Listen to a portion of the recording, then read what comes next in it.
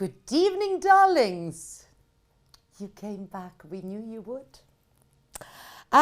Welcome to the second adventure of Skits and Quibbles. I actually realised that I have a dance for every situation. You know, when life hits you up and down, the best dance to do is English waltz.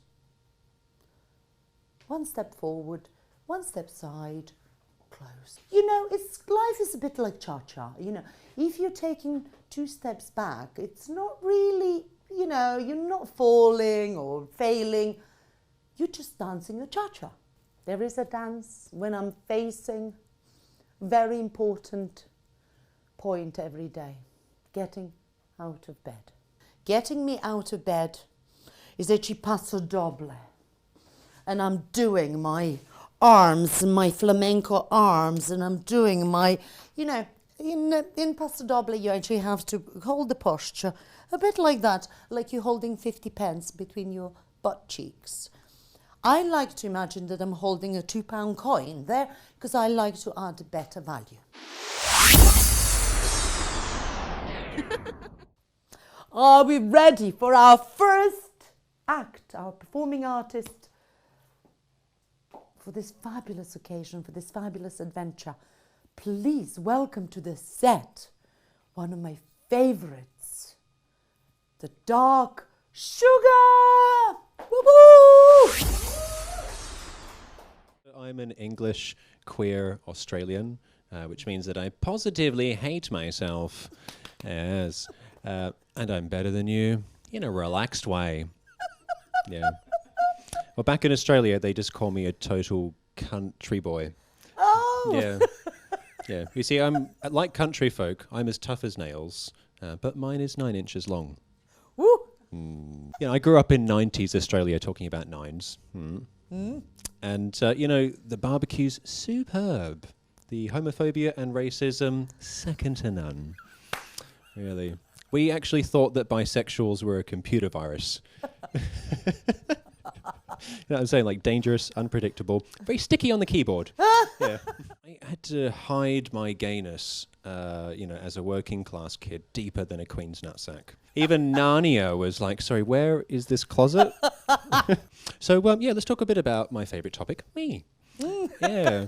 And so at the age of 22, I moved here with my Aussie girlfriend.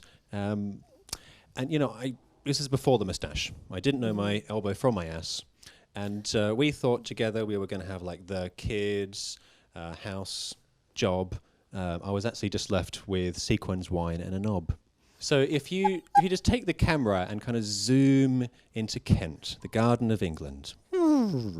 Yes. And then go to Medway. It's the Garden of Chevs. We had a perfect little apartment, didn't we? Just down the street from my sister, and I had a minimum wage job in a bank, and I just wanted to kill myself. Yeah, it's very strange. Thomas, can you process this transaction? Why do I exist? Okay, bye. This was only the first of many mental health challenges which I've faced, and the second part, very important, overcome. And I narrated all of them like a BBC commentator. Yes. Biased and conservative. So yeah, I've got a little song I want to sing, and it's on the topic of suicide. You know, it's like the elephant in the room that's got a really big tusk for middle-aged men, because it kind of waits until you're over a barrel to appear. Well, I tell you what, let's change this thing, and I'm going to sing you a song. Ciao! I'm your babe, Dark Sugar, and I'm going to be singing my original comedy song about suicide. Whoops. And it's called Too Strong. Hit it. I always said it won't happen to me. That awful end. I'm just too strong, you see. When it all feels pointless, can't get out of bed. The most loving voices fill your lungs with dread.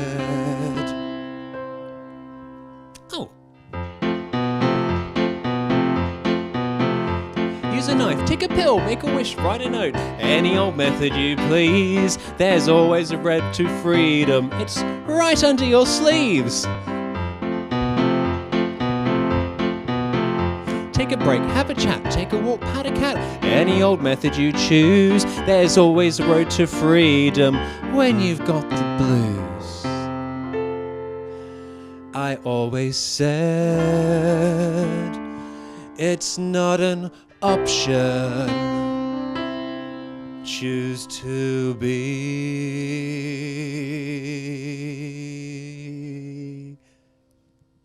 dead. Now I've forgotten.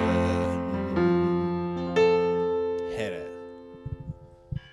Find comfort in alcohol or in a computer screen. It's a masturbation joke. Whatever poison you choose, there's really nothing to lose. Or is there? Use a knife, take a pill, make a wish, write a note. Any old method you please. There's always a road to freedom. It's right under your sleeves. Cut, cut. Whoops.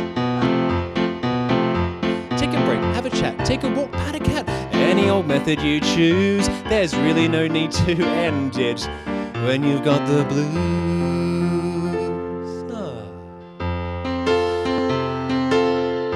And it all feels good.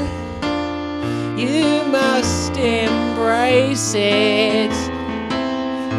This life will only be just what you make it. Find comfort in life itself, and giving to someone else.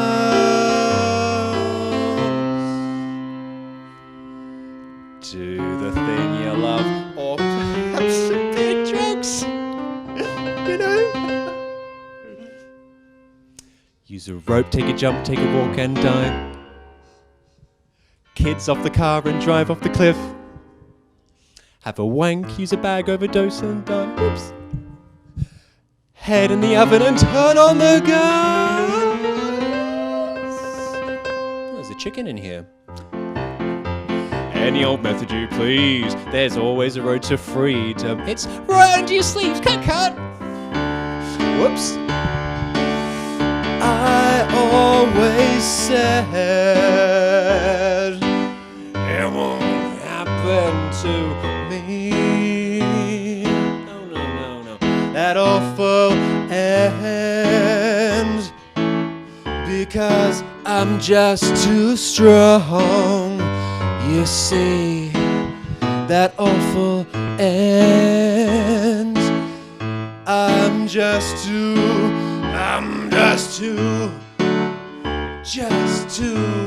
strong. Yes. Wait, am I? Oh shit. You know what? I'm on the edge, and I need a friend. That awful end. I'm not feeling too strong. You see, that awful end.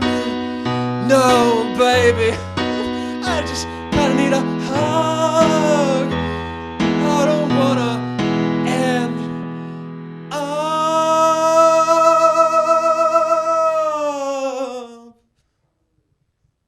dead. Thank you, loves.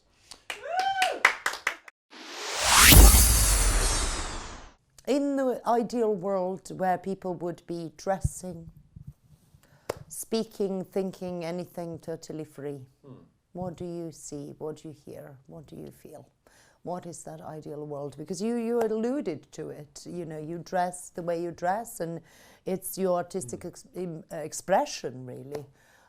It is part of the character that you play in the society where we are all coping in our own ways. It is strategies and stuff. So that is your strategy. But imagine now there's no limit. What is your ideal? Sure. Well, I feel like I'm a part of creating the utopia that I want to live in. So that's beautiful. Love it. Oh my. For me, it's about like integrating queerness into society, and so that it's just a normal part. Darlings, and we have a performer now who's come all the way from France. Please welcome to the set, Cedric Aubert. Woo! Oh la la! Hello, hey, hi, I am Cedric, born and raised in France, in a place that I call the Croydon of Paris.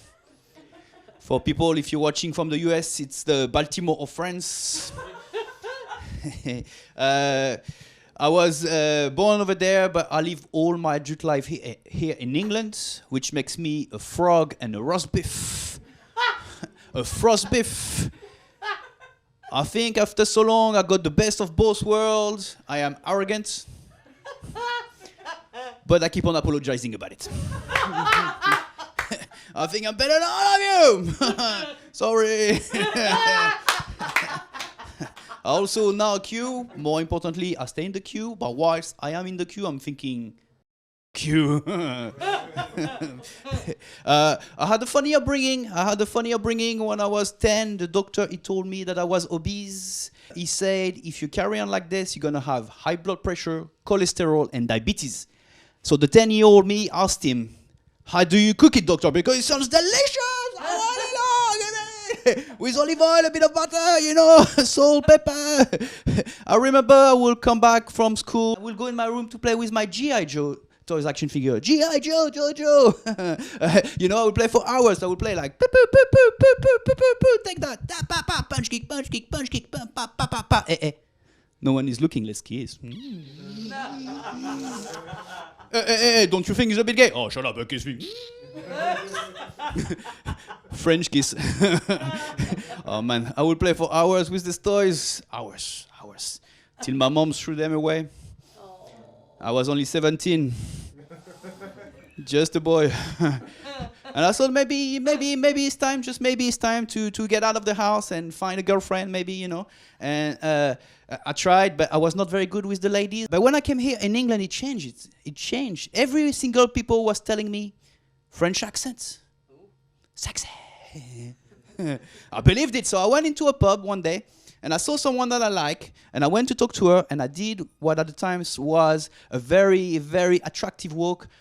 Chest up, bum out, smooth, very smooth. Hello, how are you doing? She was not a child, she was sitting, just recreating the situation and diffusing the tension, apparently. Her name, she was called Emily. She was from Yorkshire. Wow, she was so beautiful.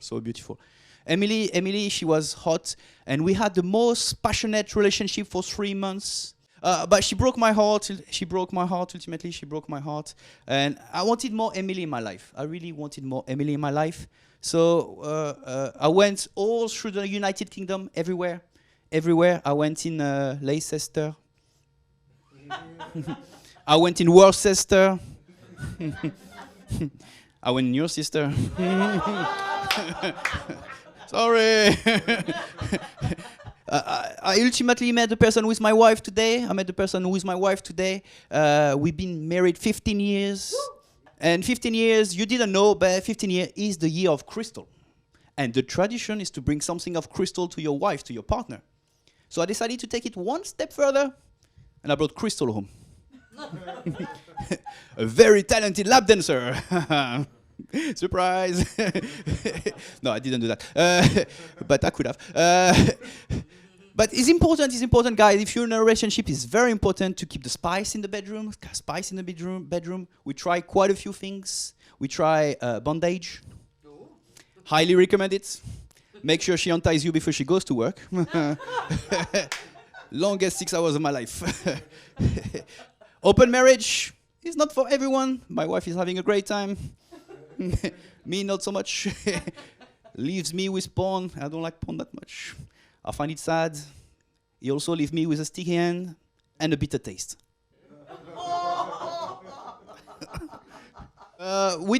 No, seriously, we discussed open marriage very seriously, but we didn't have the emotional capabilities to take it on. So we did the next best thing. We did the hall pass. We did the hall pass. We wrote 3 famous people each. We can sleep with them, no accountability whatsoever. So my wife, she wrote Leonardo DiCaprio. Not to worry about Leo, because my wife is more than 25. She wrote Brad Pitt. Now, I want to say, if my wife sleep with Brad Pitt, I will be the one bragging about it. my wife, she sleep with Brad Pitt. You know what? My wife, she sleep with Brad Pitt. I also probably will join them, you know. My body, my choice. And finally, and I thought I knew why, but apparently not at all. She wrote Rowan Atkinson, Mr. Bean. He's funny, he's clumsy, he reminds me of someone. No, not at all. She fantasizes about a man who doesn't talk. I talk too much, she says. But that's her list. My list is a lot more simple. She's a lot more simple. I wrote Shakira. She paid her taxes recently, which is great. And she also single at the moment, which increases my chances of waka waka, you know. I'm working on it, so don't judge me right now. I wrote Keira Knightley. Oh. Yeah, thank you. I find her super beautiful. I love her, actually. And finally, this is my choice, and I know it's quite controversial, especially nowadays, I wrote Priti Patel.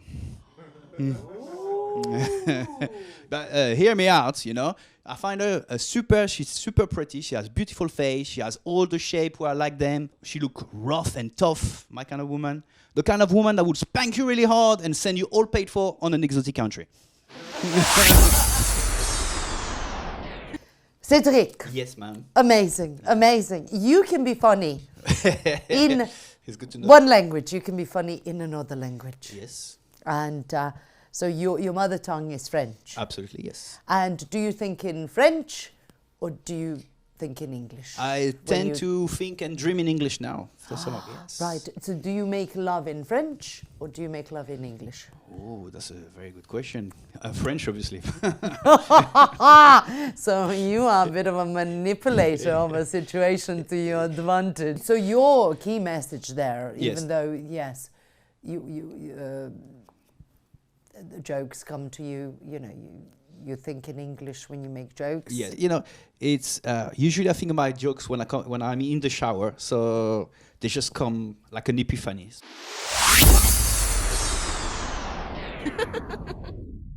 Are you ready, darlings, to welcome the next comedian?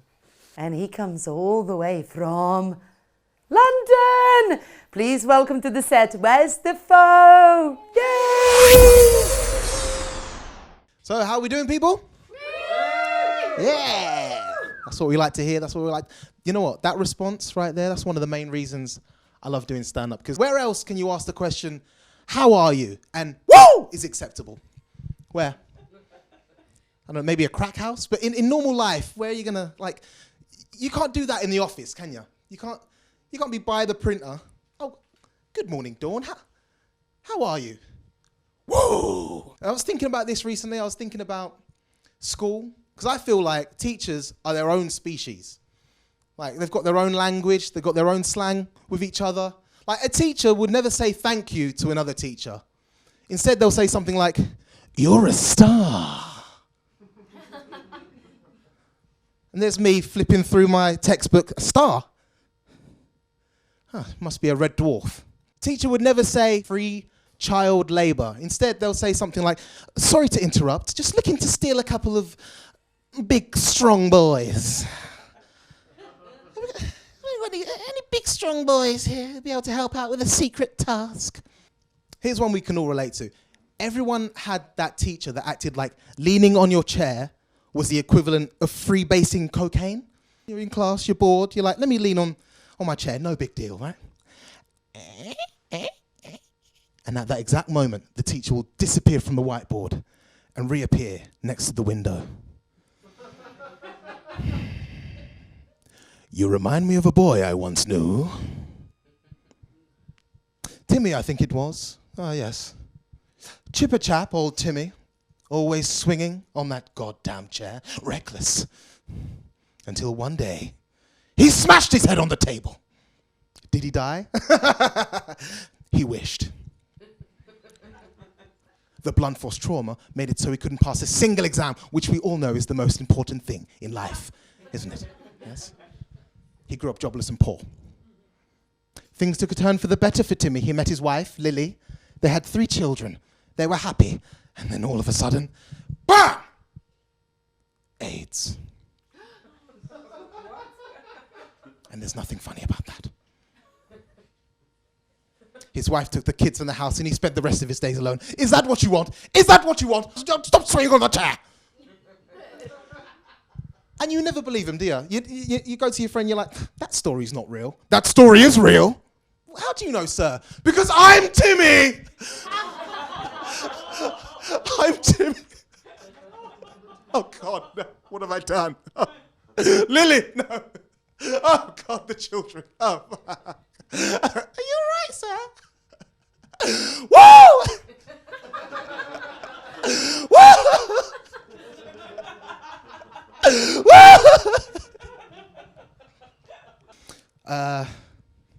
Bit more about me. I'm 27 and I still haven't learned how to drive. And you know what? I hate that people try and make me feel bad about it. Like, because when I tell people I can't drive, they act like I've just said, it's ridiculous. Deep down, I'm terrified of becoming a motorhead, and I'll explain. You guys know what a motorhead is, right? Yeah. Those guys that love cars a little bit too much, you know? They don't love cars. They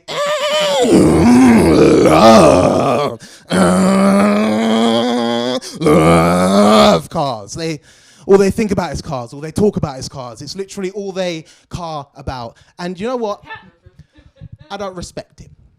You know? Don't know what it is. It freaks me out. Oddly sexual? Nah, keep that. Yeah? And I'll tell you something. There's at least one motorhead at every given workplace. At my last job, this guy would trap me in a corner and start showing me pictures of cars on his phone, like it's porn. Talking all that sexual motorhead mumbo jumbo jive, but I don't know what any of those words mean. So to me, it just sounds like, oh, look at that car there. Look at that car. Oh. Right, see that car right there, right? That's the car I've got right now, right? Solid car. Don't get me wrong, right? But that car there, now that's a car. That is a car. Look at that. Oh. Look at that car. Look at that bit of that car there. Oh. Look at the inside of that car. Oh. Such a car. Such a car. I don't care. Well, I don't care what anyone says. I'm not becoming that guy. So the lessons can wait. So a bit more about me. I'm from Caribbean descent. Bombaclan. And yeah, thank you. Yes, I'm from Caribbean descent. Booyakasha. And when you're from Caribbean descent and you got Caribbean parents, you get quite a strict upbringing. Has anyone else had quite a strict upbringing here? Anyone? Yep, we've got a few. We've got some trauma in the room. It's nice. It's nice to know there's some trauma in the room. You know. You ever had it where you react to something your parents said and then you realize, oh, my life's on the line now. My life. Would happen to me all the time. I'll be in my room playing Crash Bandicoot. Mum will come in. Wesley, I thought I told you to clean this room. This room is a mess.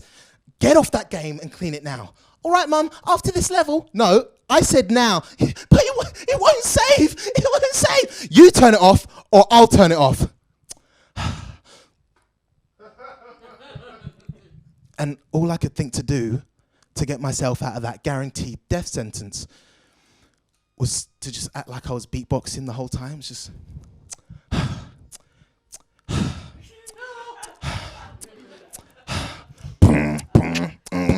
It's tidy up time. It's tidy up time. It's tidy up time. It's tidy up time. I love my mommy.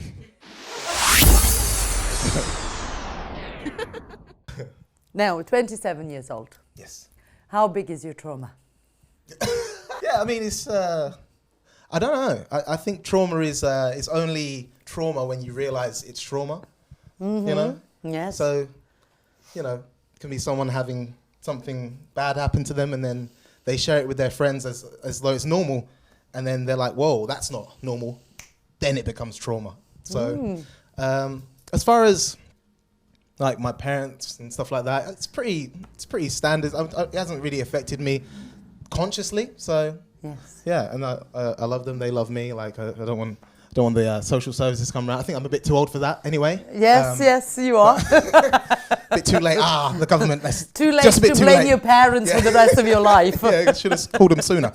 Wonderful.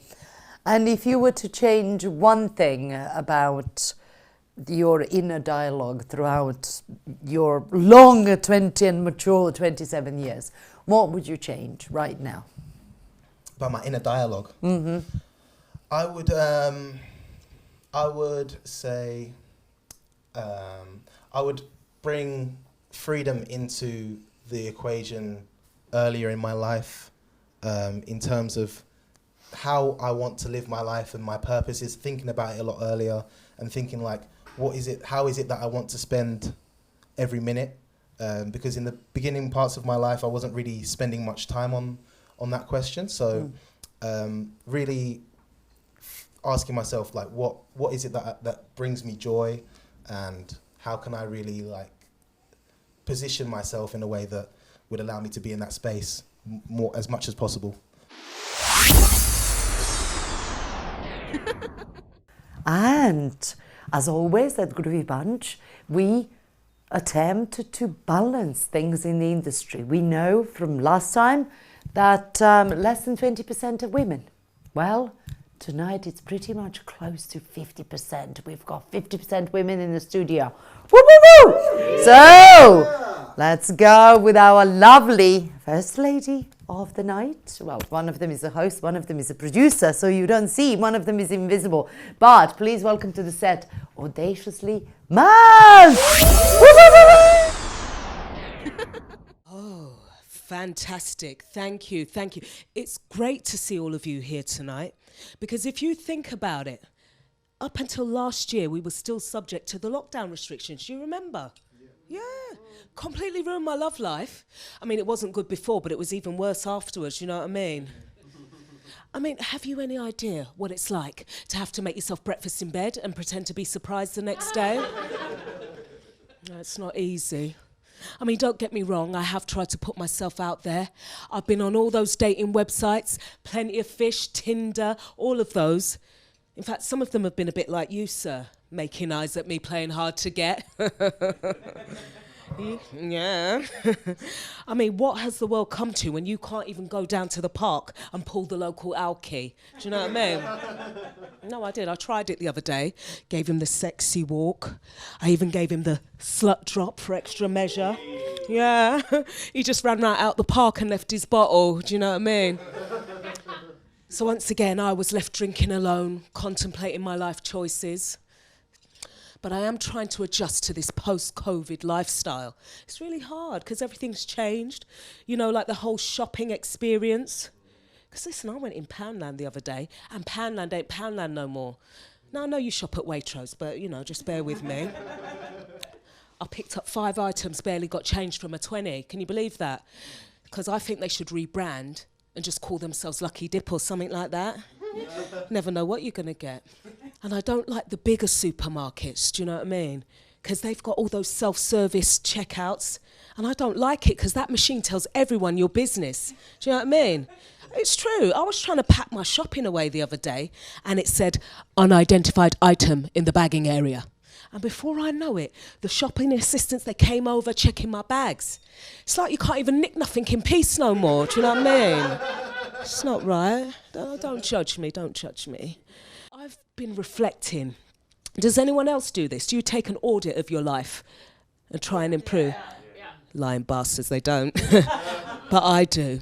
And I've just come to the conclusion, we need to embrace our authentic selves. Yeah, so if you've put on a bit of weight like me, it's all right, embrace it, yeah?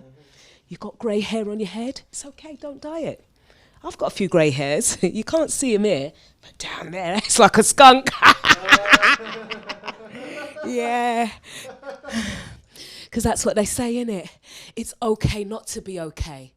But the only thing is, whenever I try and express myself, I get told, you're off your head. You wonder why you ain't got any mates. You've crossed the line. And I reply back to my therapist, you can't judge me. I'm a paying customer, you know what I mean? And then she's all like, how the hell did you get in my car? I'm calling the police. She's so sensitive. Yeah. I'm just wondering, oh, you're a lovely lot, but do any of you still work from home? Anyone still working from home at the moment? Really? You, handsome, at the back, what do you do? I'm a music producer. Oh, I see. Money launderer, yes. Because, you know, like Forbes, they did a report on you guys. They said that people that work from home are allegedly dating and having sex and working on their side hustle in company time. Is that true? Yeah. Scandalous. Yeah, no wonder the boss wants us back at work. Yeah. Because I did struggle with the whole working from home thing, because I was believing all the conspiracy theories at first, you know. I was looking out the window for hours awaiting the alien abduction, you know. And then when I was working on the laptop, I had to wear about 10 different masks because it said my antivirus protection had ran out. You know what I mean? I wasn't taking any chances. But yeah, that's what we've turned into, isn't it? A nation of hypochondriacs. Because if you get ill nowadays, you've got to stipulate it ain't COVID. It's true, isn't it? People think that's what you've got. But you know, I struggled with the transition back to the office. I did. Did you find it hard? Yeah. Well, you don't work, do you, babe? But, you know. I'm not judging. You know. But, like, I was getting confused because I didn't have a lot to wear. Well, I kept coming in my nightie. I say nightie, I mean lingerie. HR kept pulling me over saying, Maz, that is not appropriate attire for the workplace. Maz, that's not the way to get a promotion. But how was I supposed to know? Do you know what I mean? Times have changed, didn't they? But I suppose one good thing is that my colleagues are more courteous now. They never used to be. They keep checking in with me. In fact, sometimes it's a bit excessive. Keep saying to me, Maz, are you all right? How's things at home? Everything all right? You all right, Maz? I said, well, if you must know, I've got a lot of unresolved trauma, some daddy issues and an alcohol problem. How are you? Yeah. I mean, they don't really ask me to sit with them anymore, but, you know. My boss, he's also the same. Really kind guy. He's a northerner. You know, have we got any northerners in here? No, of course not. Far too quiet, aren't they? Because with northerners, you hear them, don't you, before you see them. They say northerners are friendly, didn't they? But I've got a theory about that. It's not that they're friendly. It's just that they're nosy bastards want to know your business. That's all it is. But anyway, yeah, my boss, lovely guy from Yorkshire. He sat me down the other day. He said, I want you to know I don't see colour. That's what he said to me. Yeah. I said, what, are you a dog or something, boss? Yeah. Because, you know, it could be quite dangerous if he's driving home, couldn't it, you know? He said, no, that's not what I mean. With you being a certain type of lass, I got something you might like. I said, if you're coming on to me, you better back off. You ain't my type. He said, no. I've got a promotion and we want you to go for it. So I said to him, okay, I get you. Because I'm the same, I don't see status. And with you being a fella, getting paid twice as much as me for doing half the job, you might want to make my wages match yours. Yeah, I told him. I mean, I didn't get the promotion, but it was worth a try, do you know what I mean? Yeah, ladies, single ladies, do you remember? It's so hard to meet men nowadays. Back in the day, I used to meet all men on Crime Watch, you know. It's much easier. Yeah, they should bring that show back, because if you were lucky, you used to be able to find your long-lost relatives. Yeah, I was always calling the Crime Stoppers numbers. I said, have you seen my dad? Send him home, we miss him. Yeah, he's still not home, but, you know, it's not easy. Do you ever feel like no one knows your name? As if no one cares? Or if something were to happen to you, no one would know you exist? What, just me then? Yeah. Well, guess what? I didn't need to worry about none of that, because I ain't paid my bills for the last year. And guess what? It turns out that everyone knows who I am. What are the quirky bits about you, and you know, what you've been kind of brought up to believe are the good kind of human bits, where you are caring about people, where you're showing that you are human? What would you say are quirky, because they're different about you and your traditional upbringing and your family? Yeah, well, similar to Wes, actually, I had a Caribbean upbringing. Yes! So, you know, but I always say, Gordy, whether it's your religion, your traditions, whatever it is, if it oppresses you, leave it behind. And that's what I've had to do, because that's why I'm the black sheep. So in order to maintain my own well-being and those of others, that's exactly what I've done. And it's very empowering. So, yeah. Okay. So I do that through whether I'm doing comedy or whether I'm coaching or, you know, helping someone through counseling, whatever it is I'm doing, whatever modality, I hope I can be a blessing in some shape or form. And we have our final lady performer. She's our queen of improv, and her name is Courtney Cornfield. I was so excited because I bought this little this sort of thing of clothing on Etsy, and I was so excited.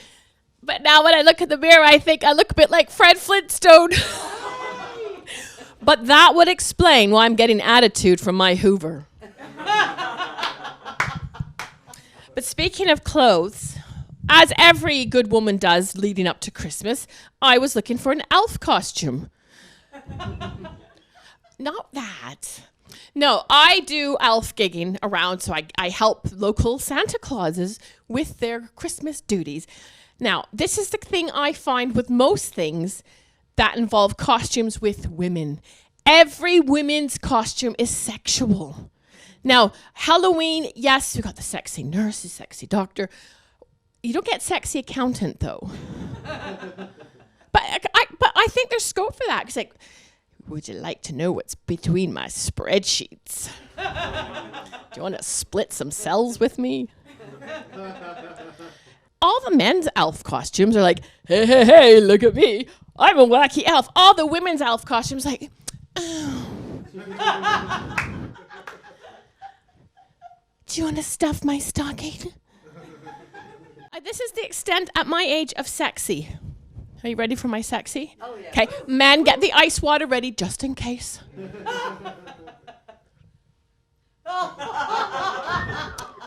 That is the height of sexy. So I don't really want to do the sexy elf thing. But anyway, I got an elf costume and it's fine. Speaking of sexy, I am 50, divorced, and so I had a lot of therapy to deal with the divorce. And she kept saying, my therapist always said, looking back on your journey, it's always a journey.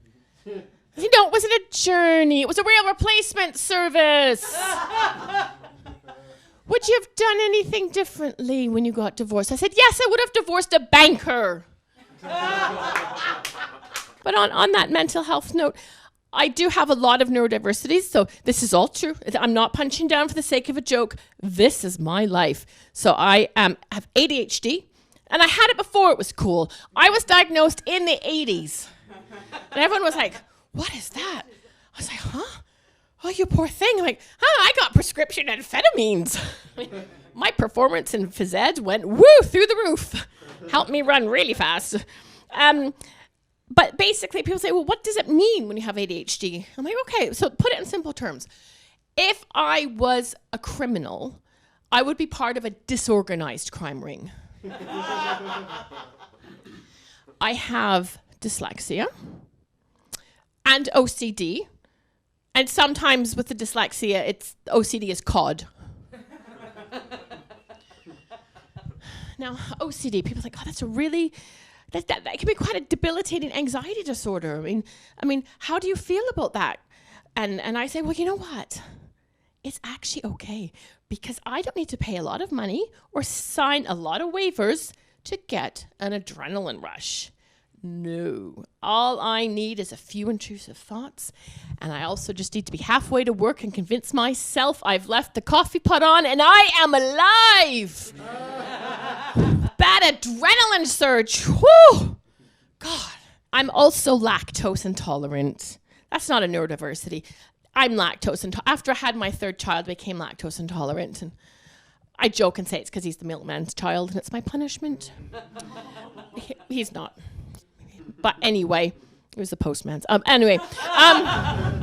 So I have a boyfriend and I met him the old-fashioned way, online. It wasn't the simplest journey because, as everyone knows, it's a minefield out there. Not to be confused with a minefield. Anyway, sorry. I met a few weirdos. I mean, I'm one of the weirdos, but these ones were worse. The one guy I met that really was poignant. He had a minge fetish, I think. My hair was it's spoiler alert, not my real color. So we were chatting, and he's like, so, if I was to meet you, would I be greeted with a laminate entrance or a red carpet greeting? He wanted to see if the carpet and the curtains matched. I was like, a laminate entrance? No, I don't wax anymore. I had a bad experience with waxing. I said to the waxing lady, don't take it all off, which she thought I said, take it all off. I've seen Sphinx cats that were cuddlier after that one. So no, there's no laminate entrance. And then I was like, red carpet, oh, this guy's just weird. Like, why am I thinking about this? And after I thought about it, I thought, I've had 3 kids. One of them was 10 pounds. I'm more a refurbished floorboard. I think I'm going to leave you with that lovely imagery of my hoo-ha. Thank you. You have been fantastic.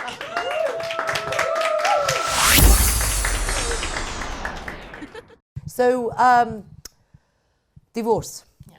Single mum. Absolutely. What is your superpower apart from like, my God, you stashed them up? You know, everybody has like 1 or 2 superpowers. You had to stash them up. And I have a very, very active brain. I get distracted by my intrusive thoughts, and then my intrusive thoughts, I get distracted and wander off. It's when the OCD and the ADHD merge. It's sort of like the Northern Line when it gets to Mornington Crescent. Got it. Dopamine I think and I've got elements of serotonin that too, kind yeah. of- yeah. So I need something to completely cleanse. Yoga makes me giggle. So when they're all like, listen to your body, and usually I have wind or... More if you're a donut. You Yeah. don't have the center. Exactly. Yeah, and so weightlifting is what got me through. I have lots of great friends. Comedy writing, Yes. just journaling. You know, and every time I went on an online date that didn't work, I just used it as material. I thought maybe I'd write a one-woman show about it. So when I met my boyfriend quite soon, after being online, I was a bit disappointed because there goes all my material fodder. Please give all your love to our headliner, really. I mean, everybody was a headliner. Everybody. But this is our celebrity guest. And his name is Marc Jackson Burrows, MarcJB. Let's have a chat. You are real. You are here. I've got an idea, Gordana. Yes. And the idea is that we have a chat Yes. about well-being, and also I was very inspired about the journey that we had here. Yes. Being in a car with a load of professional comedians, I got a lot of insights. So, and then I thought we'd try and set a new Guinness World Record Yes. by having the most amount of comedians turned into an instrument. Does that sound good? Most number of instruments. Is everybody up for that? in the comedian? Yeah, good. Oh my gosh!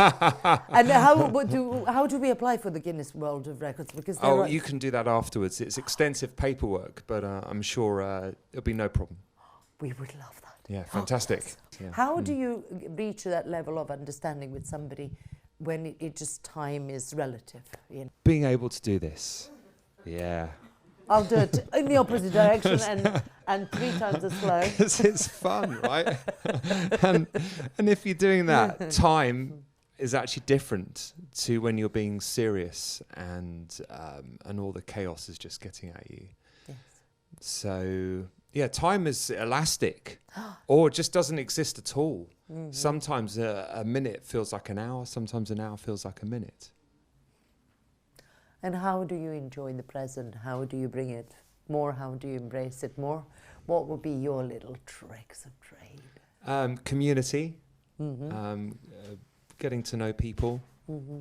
being open to having chats and really getting to know people. And that one of my passions for myself is creating safe space around myself, being a safe person that people can open up to.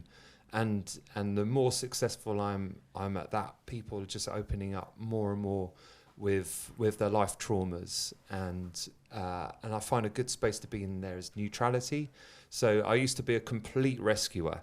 Like like the bigger the project, the more interested I was at getting involved. You know, I had a real savior complex. But now I kind of more in like a witnessing place where I people tell me stuff and I'm not projecting anything on them, because people, there's a wonderful thing called feather brick truck, right? So the universe comes Sounds on. like paper, scissors. Yeah. Is that it? So, I don't even know how to play it. This is one of the keys and tools that I had to get out of codependency. And Codependency. and Oof. yes. You just triggered me. So first the universe comes along and tickles you with the feather. It says, Mark, you've got this problem and you're not looking at it. I'm gonna create this little situation here that tickles you. And if you don't get it, the universe then comes and throws a brick at you. That's it. It says, come on, Mark, you've got this happening at you, and you've got this that you're not looking at. Maybe you're like trying to validate yourself in a situation, and you're really not helping yourself. So the universe starts throwing bricks. Then it starts throwing trucks at you, and you basically get hit by trucks. You know, we're talking like serious health scare or some horrendous family situation, until you actually wake up that you need to change this, and you need to change yourself, and the whole of life will change around you. When you think about the world and all of the advertising out there, all the branding, all of the guidelines, the policy, that's made by genius people. They get the best people in those positions. So we are having to constantly live a life surrounded in this great big system which is designed to keep us down and in the system by absolute genius, top of their game people. You know, you've got the advertising world is full of, you know, hypnotists and psychotherapists and branding strategists, blah, blah, blah. Yeah. And they're all there to make sure that we are numbed and distracted as much as possible. So to hit rock bottom, the great thing that can happen there is you basically crack open. And by cracking open, just the entire the entire makeup of everything that we have, which has been given to us by all these geniuses in society, it just breaks apart. And then we just lose everything. You just give everything up. And from there, you can find your authentic self. And then from that authentic self, you can pick yourself up, dust yourself off, and then start to find a new way. And it's so scary because all these trappings that we have in life are such a big comfort. And also what happens is when you crash and then you pick yourself up and then you start creating yourself again in an authentic way, because it is actually possible to design the way that you turn up in life, which is just a beautiful thing.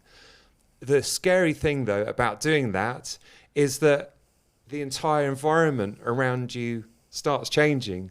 So once you've changed yourself inside, everything starts reflecting. So people move away from you, situations start changing, jobs drop away, and then you're just looking around and it's bleak and it's, where's everybody gone? But then the new authentic things start coming in slowly. If there's anybody watching this and is at rock bottom, there's a potential to remake yourself from here. So it's kind of like scientists, you know, there has to be break from the old, because energy, you can't create it, you can't destroy it. It just transcends into another shape and form. So to free up some of these lovely particles that will make something fresh, you've got to have explosion, break away with the old. Yeah, and there's good news. The new kind of just forms. Yeah. Then new atoms, electrons form new bonds. And then there's really good news about all the trauma we've been through and all the suffering that we've been through actually being a gift. Mm-hmm. Because when we've picked ourselves up and we found our authentic expression, our authentic creative expression, which can only be found through engaging in the imagination and the passion, and also just doing things when you really feel like this is really what I want to do in the moment, is that all that we've been through, it gives us understanding for everybody else is going through the same thing. Yes. So it's like a massive leveler. There's no one higher or lower. There's no king. There's no, person on the street. Everybody is like, we're all human. It's team humanity here. It's like a level playing ground. So first you get this compassion and understanding, because we've been through it self. So we can, that gives us the privileged position of actually being able to chat with someone and actually feel what they're going through. And that's like a beautiful thing, I think, for us. And the second thing is that all of that can go into creativity.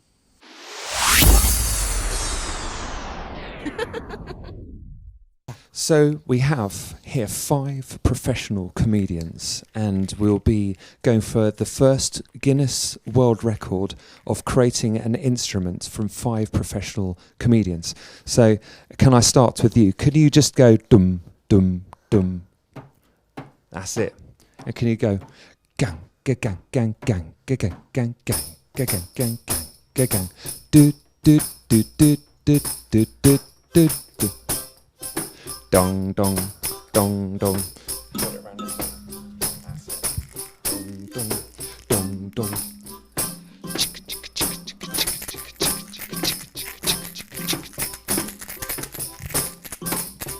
Okay, now you can start to improvise and just change the rhythms a bit.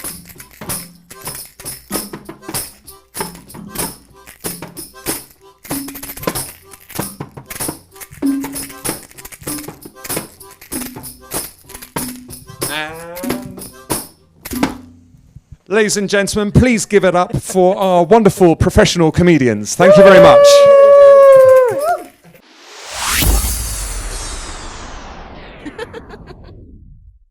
Audaciously Maz, Courtney, Cornfield, Dog Sugar, where's Defoe, and our lovely MarcJB. Thank you so much.